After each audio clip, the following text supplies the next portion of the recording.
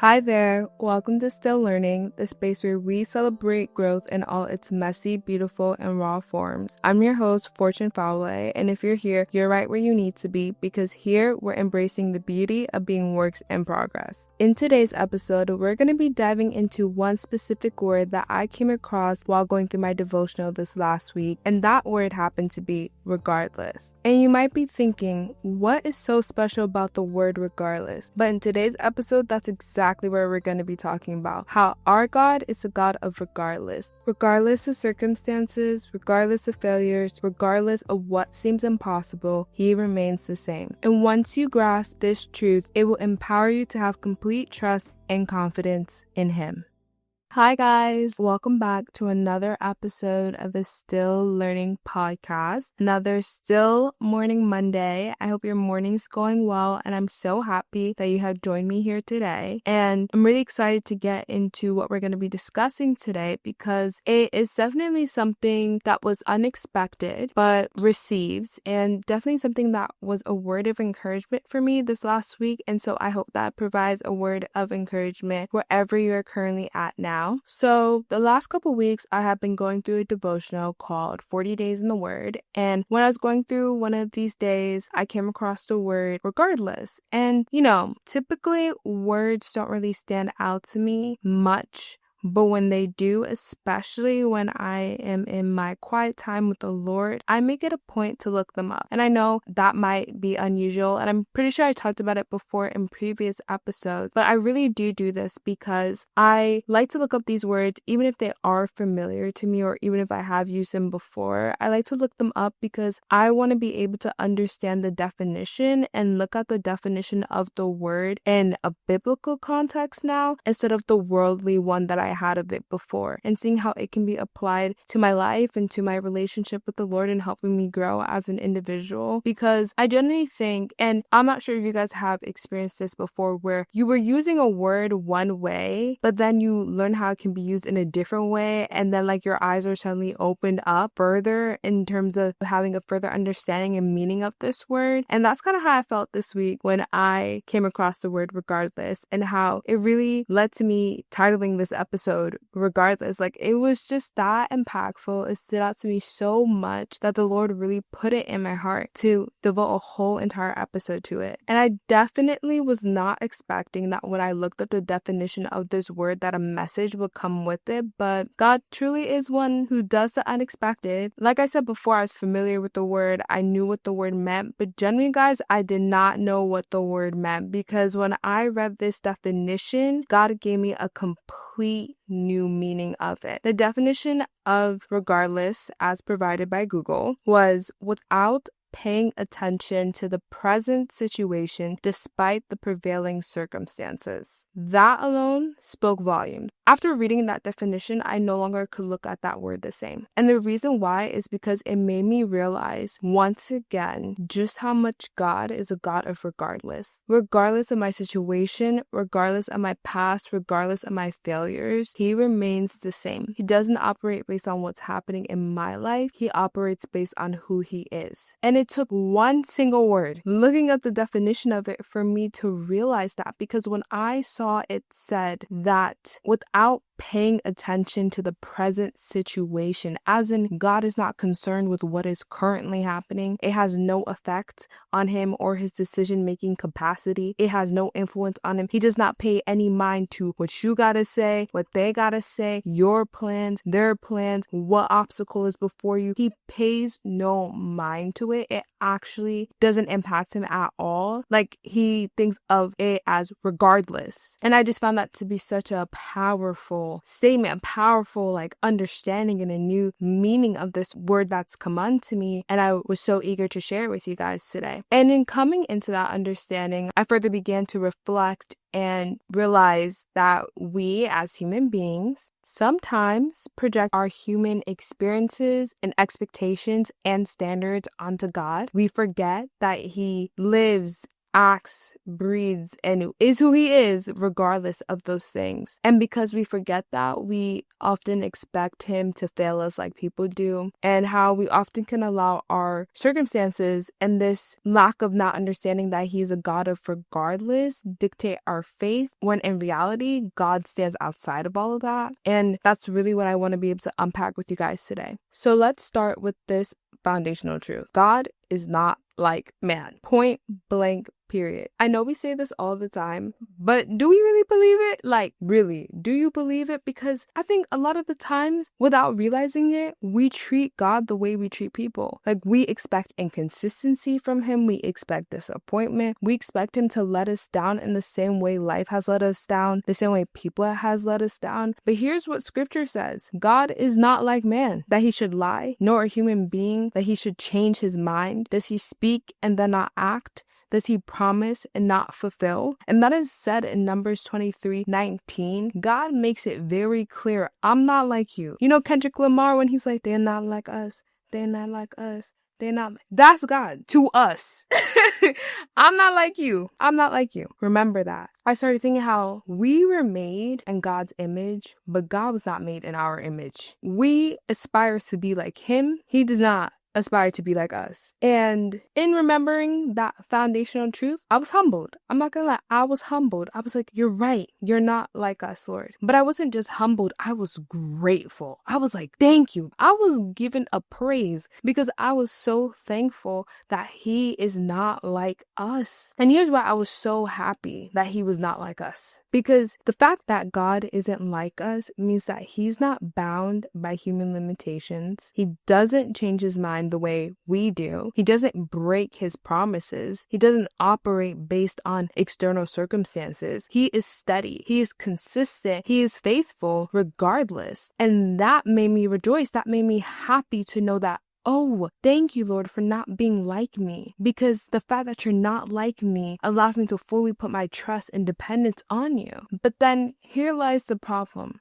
We don't always live like we believe this. We put human limitations on God, and I am guilty of doing this. And not because he's limited. He's a limitless God, but because we are. We are limited in our understanding, in our experiences, in our perspectives. We've experienced people who have lied to us, hurt us, abandoned us. And so we subconsciously expect God to do the same. But here's the thing, he won't. You want to know how I know he won't? Well, one, Jesus experienced all those things with people. He experienced people lying to him, betraying him, hurting him, abandoning him, and he still remained the same throughout it all, perfect and blameless, because it's not in God's nature. He doesn't know what it's like to be someone who doesn't keep his word. He doesn't know what it's like to not be good. It's actually not a part of him. It's not natural to him. It's not instinctual to him. He has no idea. It's instinctual to him to be someone who is dependable, who is steady, who is always faithful, who is always consistent, who always fulfills his word. That is his nature. It is why he doesn't move according to human inconsistency. He moves to his unchanging nature. He's the same yesterday, today, and forever. And when we really start to grasp that, our whole perspective shifts. I don't know who needs to hear this, but people will fail you. Your friends, your family, your coworkers, your mentors, even you will fail yourself. But God, he never does. Maybe you experience rejection. Maybe people have walked out of your life. Maybe the very people who were supposed to love and protect you didn't. And now it's hard to believe that anyone, even God, could truly be there for you unconditionally when that hasn't been your experience in this world, in life. But let me tell you something. Even if your closest relationships fall apart, even if you fall apart, God remains. In one of my devotionals, one of the Bible verses, it was in Psalms, and David says in the Psalms, when I said, my foot is slipping, your unfailing love, Lord, supported me. See, he doesn't leave when things get hard. He doesn't give up on you when you make mistakes. He doesn't love you based on conditions or performance. See, all of us fall short of the glory of God,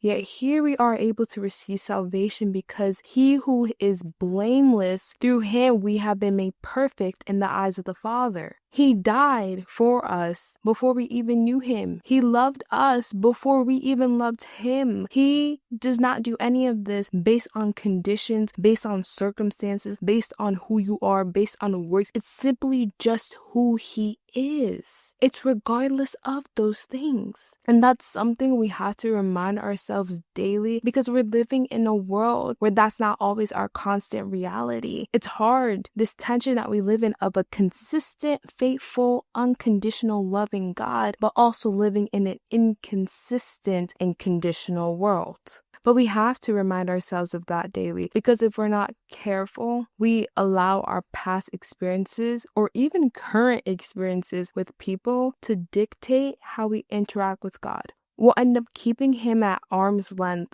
afraid that one day he will get tired of us too. If we say we trust him, but we're secretly bracing ourselves for the moment when he disappoints us, then we don't really trust him. See, God won't let you down. He won't disappoint you because he can't. Again, it's not a part of his character. And regardless of how people have treated you or how you even treated yourself, God remains faithful even when you're unfaithful.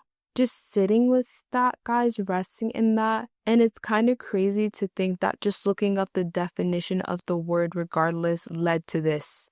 That's such a message that testifies of God's love for us. I really do think that when I'm talking with you guys here today, this conversation testifies to the unconditional love that God has for us, that we don't have to earn it. And I found myself struggling with this even now, feeling like I need to earn his love because I'm so used to having to earn others' love, feeling I need to prove myself, feeling there needs to be conditions to this. And if I mess up, I'm going to ruin my relationship with him. But that's not the case at all. He stands outside of that. He's unconditional. It's regardless. It's not his nature. And when I am reminded of that, it is so comforting to know that who I am right now in this moment is enough. My finances, my circumstances, my degree level, all of that right now is enough for him. It does not impact or influence his love for me, his grace for me, the fact that his mercies are new for me every morning, that I get to rest in that I get to dwell within that. It is such a beautiful, comforting thing to know. And I really do think that the enemy tries to rob us of that by making us ignorant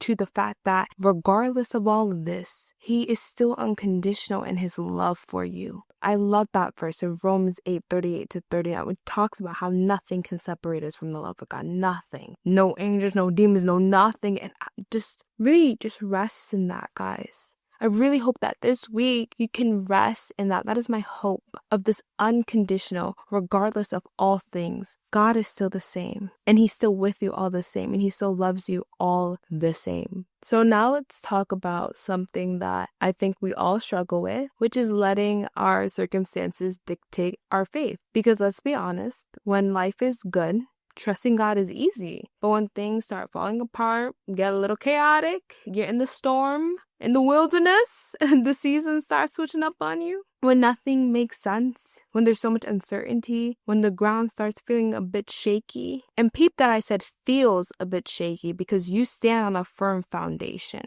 But because of that, what we're going through, what we feel, our limited view, our limited circumstances, it puts us in positions or places where we begin to allow doubt to creep into our minds and our hearts. We start wondering if God is still good, if he's still working, if he even sees what you're going through. Does he even hear you? And he does hear you because he hears the prayers of the righteous and he answers them. So let that be a reminder to you that your circumstances do not change who God is. I think about how in Isaiah it talks about how his thoughts are not like our thoughts and his ways are not like our ways. And again, that's just circling back to how God is not like man. But in fact, his ways are higher and his thoughts are higher than ours. So in saying that, and though that might be a hard pill to swallow sometimes because we like control, maybe you don't want to say that, but I can say that I understand that I have a control problem. I can admit that. I can admit that. And if you're like me, you like to know what's next. But God as much as sometimes I'd really like him to, but I'm grateful that he doesn't. He doesn't operate based on our understanding. He's not checking our bank accounts before he provides. He's not looking at your resume before he qualifies. And he's not asking for permission before he moves. Listen, he's not a respecter of persons. So with all that being said, really think about it. Do you really believe that your finances, your career, your relationships, your struggles had the power to shake God, the all-knowing God, Alpha the Omega, beginning, middle, and end, creator of all things, Yahweh, Elohim, El Shaddai, like the I am that I am, God of Abraham, Isaac, and Jacob? Do you really sit back and think? The one who parted seas, moved mountains, caused donkeys to speak. Yeah, donkeys. You really think that he's looking at your problems, at our problems, and saying, yeah, I don't know what to do with this one? No. He's not thinking that. He's not thinking that at all. Because he's above it all. Everything is already working for his will and his way. Genuinely, regardless of what it looks like right now, or what it's going to look like, or what it did look like, he is still working everything for your good. Because he is good. That doesn't change. Everything else in the world can change, but he stays the same. So if your circumstances have made you start questioning God, I want you to shift your perspective. Your circumstances don't define God. God defines your circumstances. Write that down, okay? I need my note takers to jot this down. Your circumstances don't define God. God defines your circumstances. And because God defines your circumstances, both the good and the bad all work together for your good. He aligns them all for his will. And his will for your life, as he states, I have plans to prosper you, not to harm you, plans to give you a hope and a future. So, right now, good, bad, ugly, done, right, terrifying, all of that, your trauma, your victories, all of it, God uses it to bring prosperity into your life. Can the church people say he's still God regardless? He's still God regardless. Yeah. You know when the pastor says that in the church, he's like, can I get an amen? Can I get a hallelujah? That's what I need. Can I get a regardless in the stands, please? Regardless. Yes. Because we need to remember he's a God of regardless. Ain't that good? Ain't that some good news on this Monday morning for you to receive? I know that was some good news that I received. Some of us don't know how to identify good news, but that is dangerous. You want to be able to identify good news so you can receive what that good news is going to produce in your life. Okay, let me not go off on a tangent here, because I almost just did, but I'm gonna continue with what we're talking about today, because if I pivot, just know when to receive good news, guys, so that good news can produce good fruit in your life. I'm gonna leave it at that. So I know what I talked about and said so far may have been encouraging for some, empowering for others, might have been exactly what people needed to hear. And I really hope it's something that you needed to hear. But for others who, like myself, who struggle with control and who struggle with trusting people, this might seem really daunting, everything I just talked about. Because let's be real, trusting God is hard because trust requires surrender, and surrender can feel scary. To be surrendered to someone is to be subject to their will. And hey, it might be easy to surrender small things. Like, what are we going to have for dinner tonight? The reason why it's easy to surrender small things is because it requires little trust. But the big things, your heart, your career, your future, your relationships, that is a lot harder to surrender because it requires all of your trust. That is why I think we like to believe we're in control sometimes. We like to map out our own plans and make our own decisions, have everything figured out, because in our minds, control equals security. But let me shake up that idea for you today and let you know that the truth is control is an illusion. I'll say it again for the people in the back. Control is an illusion. Even when we think we're in control, we're actually being controlled by something. You don't believe me? Okay. What is the root and the decision that you have made? What is the basis of the decision that you have made? Because fear, anxiety, past trauma can be the roots of the decisions that we make. They influence what we are doing and how we choose to live our life and engage in relationship with people. They have the ability to do that. The need to prove yourself, the need to feel safe. All of that is actually what's driving this sense of control you think you have, when really you're being controlled by it, because true security only comes from God. So my question to you is, what are you really submitted to? Because we all submit to something. Are you submitted to fear? Are you submitted to worry? Or are you submitted to God? Because one of those things will lead you to peace, and the other will keep you in a cycle of exhaustion and frustration.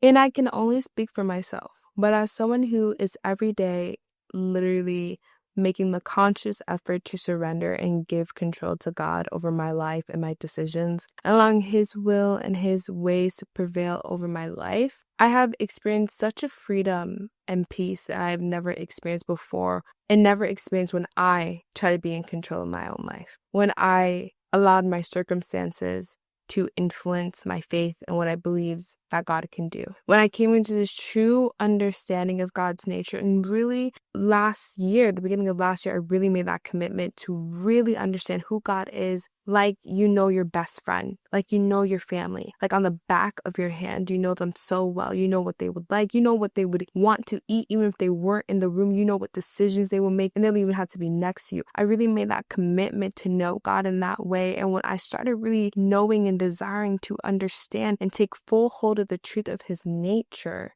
I experienced a new level of freedom that I didn't even know I had access to, but had the ability to receive. And so when I understood, and this is why this time around, because guys, I came across the word regardless several times, so many times, but this time it stood out because I have grasped this true understanding that God in His nature is unchanging. And through that, I have come to receive comfort. So even when everything in life shifts, He is steady. I've come to receive peace. He remains good even in suffering. I've come to receive joy. He is my refuge even in sorrow. I've come to receive victory. Regardless of my past, He redeems me. And I've come to receive security. Regardless of my struggles, He sustains me. See, regardless of whatever I'm going through, because I have Him, because I have Jesus, and because He never changes, I still have peace, I still have joy, I still have love. I can be in a storm. I still have peace. Jesus slept in the storm. He was asleep, which means that I have peace in a storm because I have Him with me. That didn't change. That did not change. So regardless of what you've been through, He is still God. Regardless of your doubts, your fears, your circumstances, He is still good. And because of that, you can let go and trust Him and allow yourself to really receive and walk out that unconditional love that He has for you, that stands everlasting, eternal, whose depths that we can't even begin to understand. You can take hold of that in this week and remind yourself of this. No matter what changes, no matter what falls apart, no matter what doesn't make sense, God remains the same, regardless. Thank you so much for joining me on this episode of Still Learning. I hope our dive into God being a God of regardless reminded you that no matter what you're going through, He remains unchanging and ever faithful. If this message spoke to you, please share it with someone who might need this reminder today. And don't forget to follow @StillLearningPod on Instagram. I'd love to hear your thoughts and continue these conversations with you. And if you enjoyed today's episode, please leave a review or rating. It helps others find the podcast and keeps this community growing. And as always, let me know how I can make this space better because I'm still learning too. And as a reminder, what it is now is not what it will always be or what it will become. Stay encouraged, stay rooted in truth, and I'll see you guys next time for another episode of Still Learning.